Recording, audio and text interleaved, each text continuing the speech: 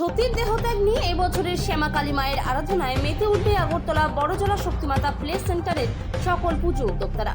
হাতে গোনা আর মাত্র 2 দিন, তারপরই জাতি ধর্ম বর্ণ নির্বিশেষে সকল অংশের মানুষ মেতে উঠবেন আলোর উৎসব দীপাবলিতে। এই দীপাবলি উৎসবকে কেন্দ্র করে ইতিমধ্যেই সেজে উঠেছে গোটা আগরতলা সহ ত্রিপুরার 8টি জেলা।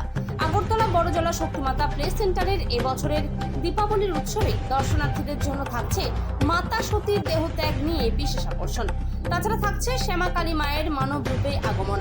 শুক্রবার সংবাদ মাধ্যমের মুখোমুখি হয়ে শক্তি মাতা প্লে সেন্টারের পুজো উদ্যোক্তা বিশাল দে জানিয়েছেন, সতীর দেহত্যাগের ঘটনার সাথে শ্যামাকালী মায়ের আরাধনার সম্পর্ক গভীর এবং অন্যতম গুরুত্বপূর্ণ কাহিনী। ত্রিপুরা রাজ্য মাতা ত্রিপুরেশ্বরী আরাধনা আমরা করে থাকি। আমরা জানি মাতা ত্রিপুরেশ্বরী সতীর দেহত্যাগের 51 পীঠের একটি বাম পায়ের কনিষ্ঠ অঙ্গুলি ওইখানে পড়েছিল। তারপর মাতা ত্রিপুরেশ্বরী মন্দির স্থাপিত হয়।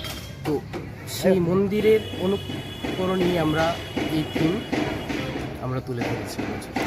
কি কি থাকছে বিশেষ থাকছে মানব রূপে মা শ্যামা, বিভিন্ন আর্টিস্ট দ্বারা এই থিম উপস্থাপনা থাকছে, স্টেজ পারফরমেন্স থাকছে।